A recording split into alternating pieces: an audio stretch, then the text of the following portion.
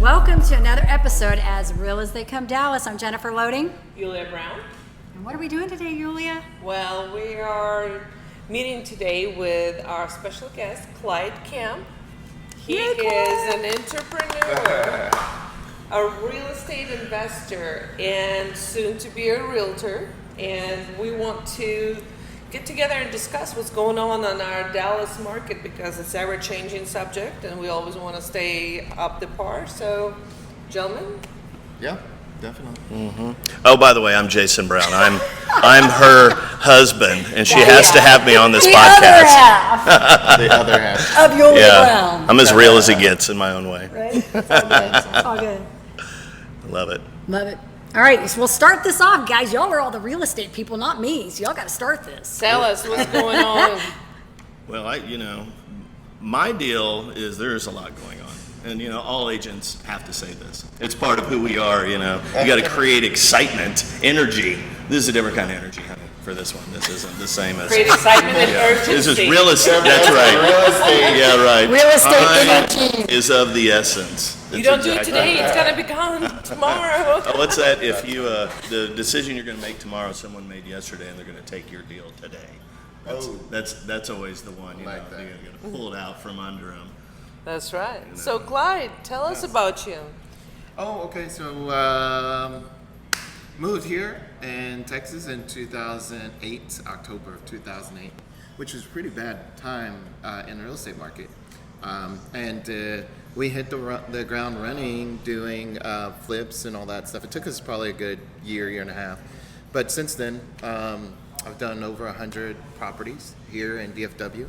And we mainly buy, fix, and sell, but I also do new construction and hopefully help other people, get into the business as well. So, yes. So what do you mean you do new construction? What's involved on your end? Yeah, so what I'll do is I will, for the most part, build spec homes. Okay. And so we'll find a house, usually south of 635, over in Preston Hollow area, tear the house down, including the foundation completely, and then build a nice mini mansion for a good 1.5 or just under $2 million. Wow.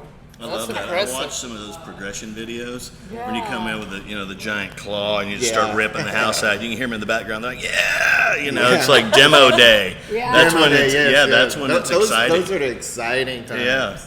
Yeah, it's fun. So I've been doing it for a while. I love that. And now I'm looking at, it was funny because I think it was 2011, I joined the Dallas Builders Association, and they told us, they said, hey, come like 2020, you're going to notice that what you're building is going to change.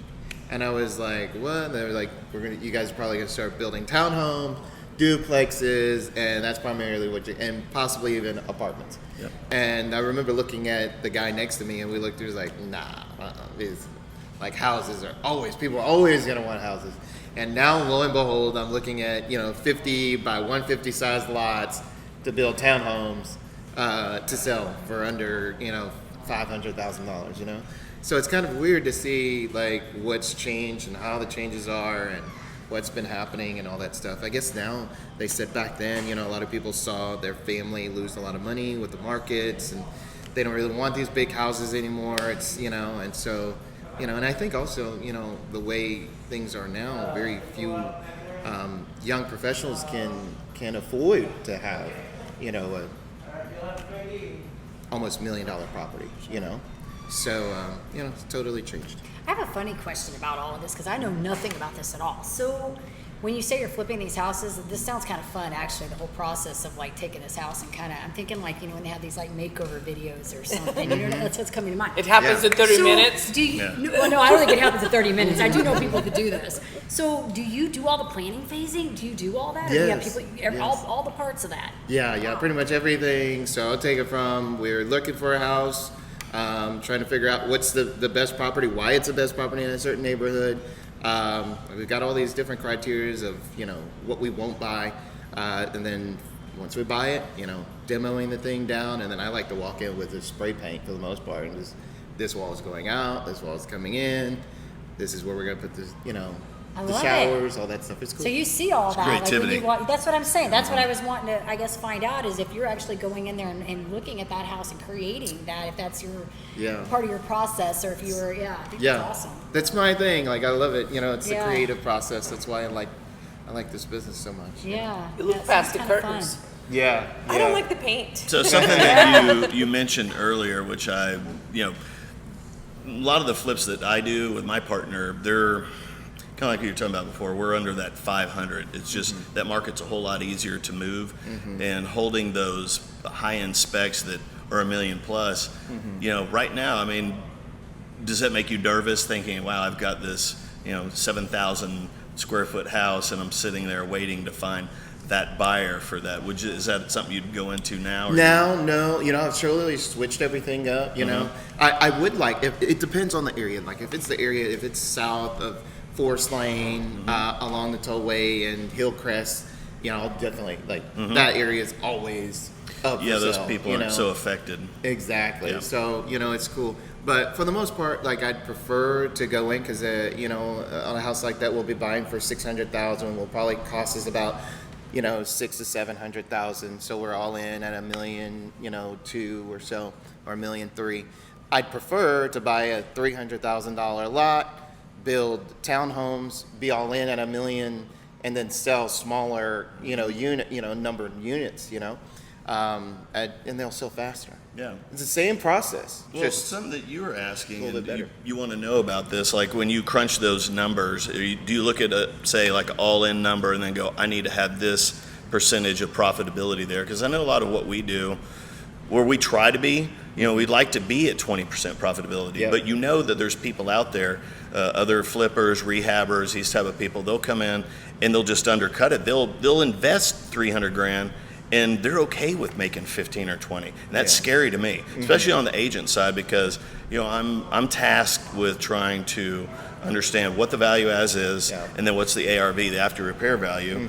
Once it's fixed up, where is it going to be after that? So that's always kind of that nervous moment when you're like, okay, Jason, are you right? Did you peg the number right? And we've been fortunate because the market's always helped us out a little bit. Yeah. Because it's easy to go over. Yeah. So if you're trying to meet a percentage basis, I think that's why I'd be scared right now to do one of those $1 million specs, because you're thinking, wow, I'd really like to make a couple $100,000 out of this, because that kind of money if you're not making that kind of margin, then it's really not. It's scary. It can shrink away in a second, especially on those bigger homes in a time that might be a little less stable. Yep. That's why I was like, you know what? For the most part, let's stick with the houses under 500. New construction is totally different, but and I feel like a lot of those people will come in and they'll buy. I believe all but one of our new builds were purchased cash. Majority of them were Like in state or out of state, or just a combination of both? Combination of both, yeah. And it was just like quick turnaround. I love it. Yeah, so it's great. Yeah. So you're keeping something within $15,000 margin. You really You can't gambler. be wrong. You might as well be at the poker But those guys are table out there with everything you own. They're absolutely out there. Yeah. The Because appraisals. we'll they go do to all sorts of properties and things try and these bid days. on one and then miss it. And you're like, I'm doing my numbers, okay. My partner Paul is like, hey, what should this house sell for? And he and I are usually on the exact same page with each other. So when we're thinking, okay, we can't pay more than $200,000 for this house, and somebody else come in and pay $215,000, and you're like, okay, wow, that's a margin of error that's too small. Yeah. So it's not for the inexperienced. That's for sure. So you got Well, you just never after know. 100 flips, you know what you're doing when you look at it immediately. Yeah. That's just it's a certain amount of wisdom that you have because you've done it so many times. Yeah. Looks But easy on those- I don't TV. like those- I don't like those deals either. It sounds I like had- work to me. What was it? A couple of houses in the past that I did, and then you end up putting it on the market, thinking everything's good, and then all of a sudden you got a $30,000 bill to replace the sewer. If those margins, if you're only making $15,000, you're in the hole. 15, Yeah, you're in the hole. So I like to make sure we're buying right and all that stuff. And Do you have any that's the best projects that thing. you're doing right now? Yeah, I've got 6 projects right now going. Well, 6. 4 that we're working on, and 2 are in the works. I've also switched things up to where I'm doing remodels, and then also doing a build out for a couple of guys. So yeah, Commercial? I'm excited about one. No commercial right Okay. now.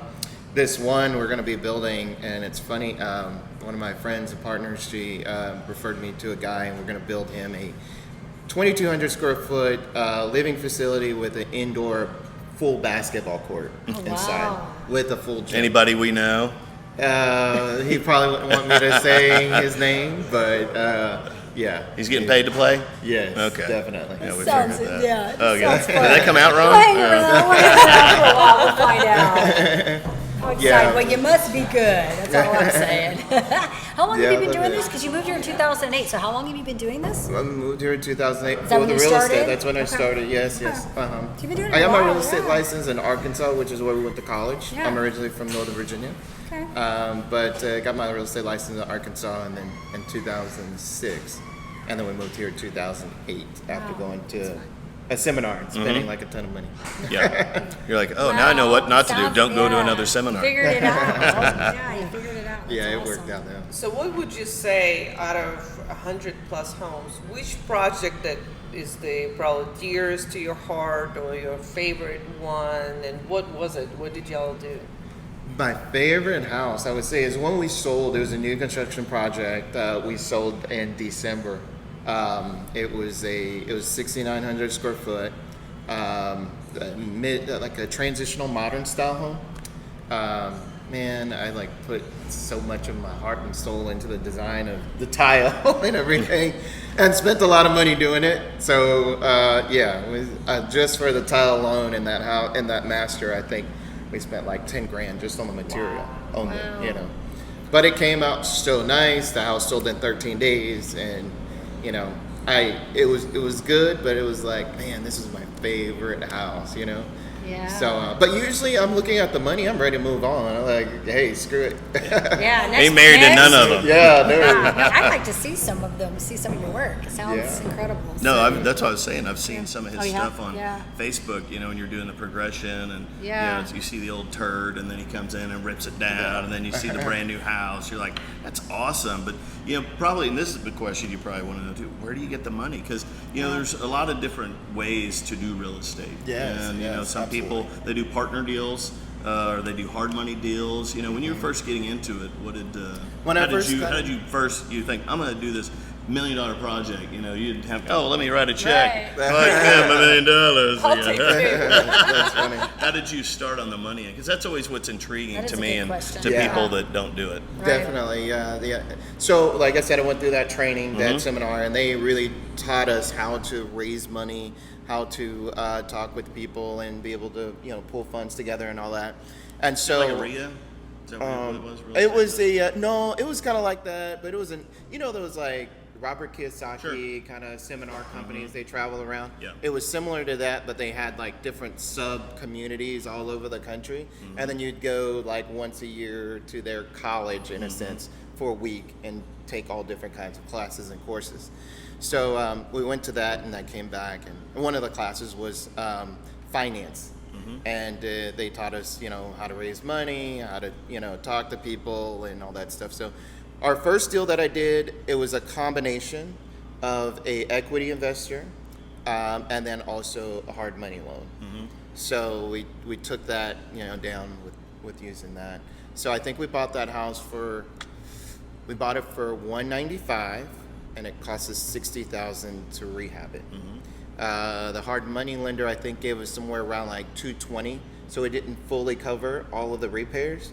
So I had a investor come in that had some retirement funds, and then they moved it to a self-directed, and then invested the rest for the remainder, and then they serviced the loan as well. Wow. So That's we a lot all of worked- moving parts. Yeah, we all worked. People it, don't really yeah. appreciate how hard that is to put that deal together because your hard money guy, you know, whether he takes a point up front or at the end, then he's going to want that percentage payment every month. And then your equity partner, he wants his little percentage of the whole project or whatever that is. And that's a slick deal to put. I've done a few of those, and you're always like, this is going to work. I know it. In the back of your mind, like, oh shit, I hope it Is works. it gonna happen? Like I was literally on P's and on the edge of my seat until we actually signed off, because it was like, who's not gonna show up, you know?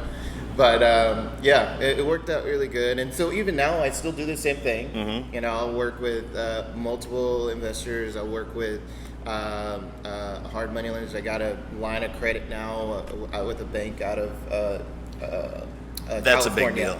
That's an And absolutely big deal. I've got some other business partners I work with that just are really deep pocket guys. So, you know, depending on what deal that we're looking at, you know, I'll use, you know, I'll pick from whoever or use a combination of everyone. You know? It's been a while since you and I've talked. I definitely want to get back together and maybe we can do a deal together. I think it'd be fun. For sure. Make it work. Yeah, That's yeah, right. yeah, yeah. The deal's happening. The deal's happening. I know. We're like, we don't even talk to y'all anymore. How do I make money off of Clyde? I'm impressed. That's funny. So Jennifer, let's talk about Yeah. We're the money energy is what we're talking That's about. right. It's all good. Well, I like how he's been doing it for so long. He's just got it all figured out. He knows who his people are and who he needs to work with, and I think that's great. You And it's guys cool figured it out. because it kind of, they flop over each other. Yeah. You know, like we closed one a couple weeks ago in Plano, and the guy saw that I put my sold sign out. I put a sign out, and literally our open house, we sold that in one day. Nice. And he saw that it went so quick. He goes, hey, come look at my house. And so I went over and took a look at it, met him, and he's like, I need out. And, you know, that's bing, you know, that's he's like, I'm carrying $2,000 a month, and I don't want to do this anymore. Yeah.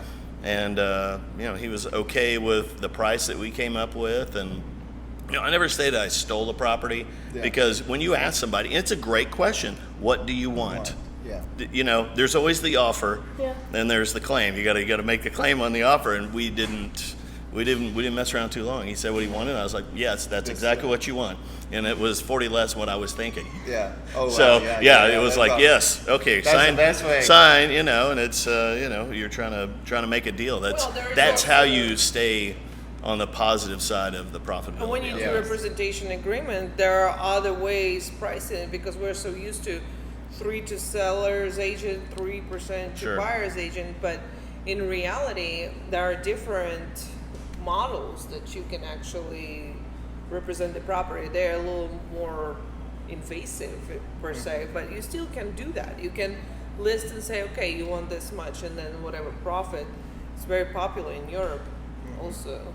Yeah, you can partner with the seller sometimes. We were willing to do that too. And I said, do you want to stay in on this deal while we're rehabbing? He's like, no, I just want out. So his number just went down. Yeah. Because I know I don't have to share any money with him after the fact.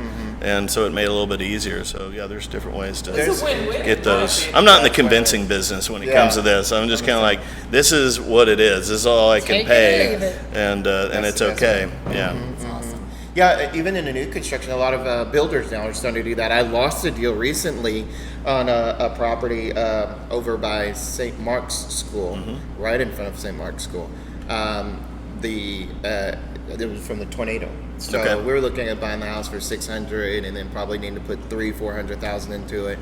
That would probably be worth like 1.4, 1.5 or something like that. But I was just like, no, I don't really like it. So anyways, the neighbor, who is, I think it's Ron Davis Custom Homes, he ended up offering the owner, hey, stay in it. I'll give you more money, but I'll build a house here. And then once it sells, then, I'll take my profit and you'll get more. You'll get $700 instead of $600. Sure. So I was like, Patience. I never even thought about that, But I mean, heck, that would have been a heck of a lot better deal. Only having to come to the table with building out a house for $600,000, But there's so many different ways you can skin this business. It's awesome. Yeah. So what's your criteria usually when you this newly invented real estate term by Jason Brown, the old turd? When you look at that and think, okay, whether demolish it or restore it, where is your train of thought? Everything when it comes to that is like all about the numbers, So if it's numbers, like if I can, like what happened a few years ago is I would buy a house and we'd sell it for a whole bunch of money, and then the neighbors want more money for their house. They're like, can't buy those homes anymore, right? Oh, you tainted your own market. Yeah. There was one neighborhood we probably bought over 40 houses in Prestonwood Estates. And so the higher we'd sell, the more people wanted for their house. We're like, crap, this doesn't make sense. So let's stop buying. And then we started noticing the numbers would go down because nobody would buy in the neighborhood because everything was so high. You couldn't flip anything. And then we go back in and we'd buy more. And so, it got to the point, though, to where it just didn't make sense anymore. So we moved to another neighborhood. But then I looked at the numbers and like, all right, we're going to buy this for $500. Okay, really the ARV is like only $650. So it doesn't really make sense.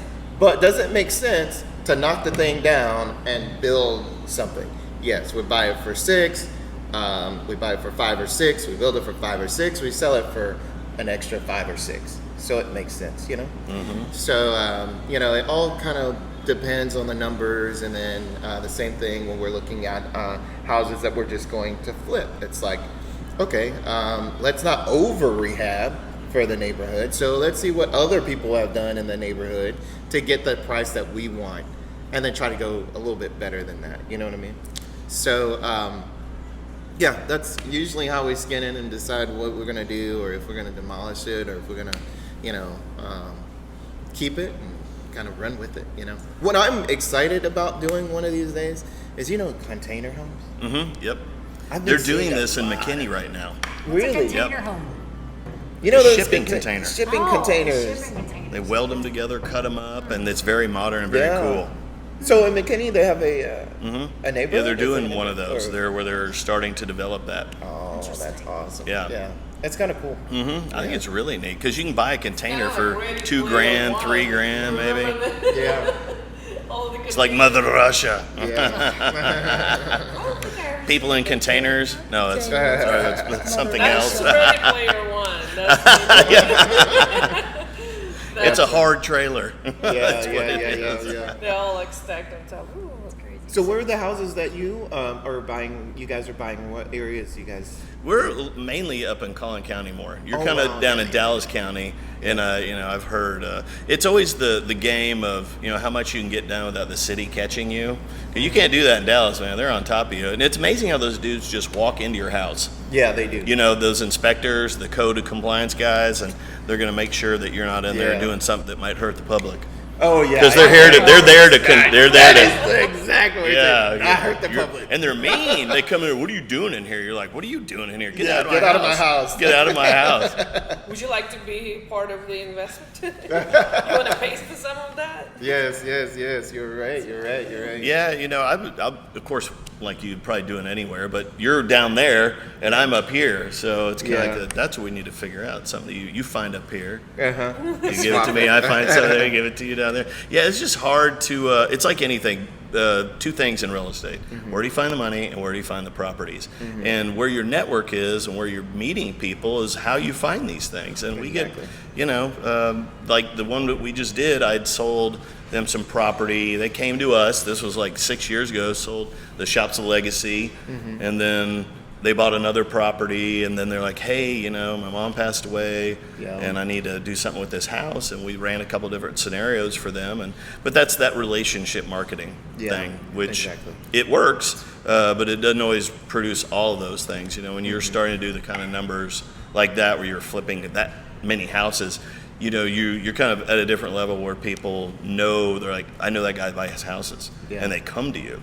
So just that takes a little while to establish, and you've done a good job doing that. A lot of that has been social media and all that stuff. It's like so really like neat Facebook, things.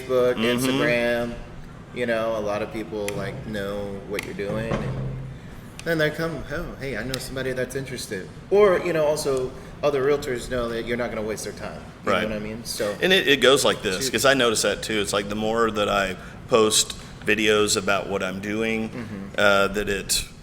people contact me more. It's like an obvious thing. You're kind of like, if you're not telling anybody what you do, that you're good at it, and you do it often, then they're just not going to know where you are. Heck, I've had a couple of actually one of my bigger lenders. Didn't even have a profile. I guess I added the guy at some point and didn't even know it. And then maybe he called me up and said, hey, I've been following you for a while. Like, that sounds creepy, but he's like, I've been following you for a while. And I like what you've been posting, and I would like to loan money to you guys. So would you mind coming out here to South Lake to meet me and my family? And so I was like, Your reputation okay. precedes you. Interesting. So yeah, it's so funny. You can meet investors off of there too. Mm-hmm. So That's amazing. it's all good. Pretty cool. So, something that you guys share, Jason and Clyde, they're huge car enthusiasts. And I remember seeing you at Cars and Coffee. And how did you get into your cars and why that particular brand that you like? It mainly, I just have always had a love for fast cars, for Lamborghini, for specifically. I just love it, you know. I'm not a Ferrari guy. I don't like Ferrari. But, That's her boss's name, Ferrari. We like him though. He's Sorry, Tony. That's funny. But yeah, so yeah, that's what it is. So, and then you just, you were in the club, right? Yeah, there's the Lamborghini Club of Wow. Dallas, and you know, one of the funnest things I've ever done is we went to the Houston Lamborghini Club of Houston. They had a festival last year, I think in October, and so about 15 of us all drove down in our cars, and that was fun. That was really cool. I remember meeting you guys. This was like one of the moments that was, whenever I see Lamborghini, I always think like, I wonder if Clyde is there. And of course, I'm pulling up to this gas station, and the whole gas station was boom, boom, boom. Like the whole thing is like boom. I'm like, oh my god! And my car is like this because from all the vibrations going on. And I'm walking towards the gas station. You walking out. I'm like, I knew it. Yeah. That was awesome. That was like some Sheraton event, I think. Yeah. Yep. We try to get together a lot. I mean, there's probably about, I want to say up here in the colony, there's probably about 20 to 30 guys. So they'll get together and meet over at the, we'll get together and meet over at Shops Legacy West, and then peel out from there, you know. It's always Literally. These are Peel fun out. cars. Yeah. I mean, That's the crazy, energy yeah. that's coming from them. You're like, yes, I know you're here. The presence has been demanded. Yeah, exactly. It's cool. Like whenever, okay, we call it Mexico. We go to Mexico and we drive, and it's fun. And you know, especially under the you know, the underpass down there in Mexico, you know. Yeah, it's fun, and yeah, it's a fun spot. So it's funny, we had, I think it was probably like 20 or 30 of us, and like to hear the sounds of all of the cars together. I mean, it's like being in a NASCAR race or something, you know. And then the smell, you could smell it too. Oh, yeah. I love it. It's great. That's a good smell. It's addictive. So don't buy Lamborghinis, you'll be addicted. That's right. Yeah, it's fun. I love it. That's awesome. So what's your next project? Where do you see yourself next couple of years? Or? Next couple of years, wow. Yeah, I'm planning on just doing exactly what I'm doing, but doing a lot more of it. It's always been, you know, me and the ex-wife, like we had, it's always been the two of us, and we ran everything ourselves. And then I remember thinking at some point, I hate my life. Do I really like this, you know? And so, you know, I love what I do. I love the business, but I hated doing everything, every part of it. So now I'm partnering with different people. You know, I've got a marketing team and everything. They're working with me on doing some things, so I'm super excited about that. Then I'm bringing other people in and partnering with them on deals. So I'm not having to utilize all of my time, and then we could do a lot more. It's like one of my mentors told me, he says, you know, I'd rather have 10% of 100 things than to have 100% of one thing, you know? Yep. And so, like, that's my new model now is, hey, I help someone else out, learn the business and get in the business and do whatever, you know, and then we split profits or however it works, and we do a lot more of it. I'll be a hell of a lot happier. That's for That sure. sounds amazing. So Eventually, eventually, me time. yes. Well, for and sure. you also, like, part of the definition of word success to me is when you actually confident enough to say, you know what, I can let go. I can actually mentor somebody, help somebody to succeed as well. So you're not like, oh my God, I need to be the only successful person in this region and that's it. Yes. You actually help to spread the wealth. You helping people to achieve something as well by example. That's impressive. 100%. Yes, yes. That's I really- figured, like, heck, if I could have like a whole bunch of my friends roll up like in the real estate business, in whatever they want to, Tesla, whatever, but they're living their best life, you know, like that's what I like. That's what I love. That's the circle I want to be around, you know. That's a I great wanna create energy, it. in my opinion. I love Yeah. that. Well, I definitely want to thank you, gentlemen, for being on our show. Thank you, Clyde, for attending us Real Estate Come Dallas, and thank you, Jason, for I had to be here, so being I had to be Mr. here. Awesome. she made me do it. Yes, love I it. have a Thanks, torture honey. room I in appreciate the back. that. Yeah. Yeah. I would like to thank my beautiful co-host, Jennifer Thank Loading. you. And of course, special thank you to Turkish Cafe and Lounge for allowing us to use this beautiful facility to be our studio, and Mr. Walt Mills. That's right. Yes. Thank you guys. so much for being here and making this possible. Thank you.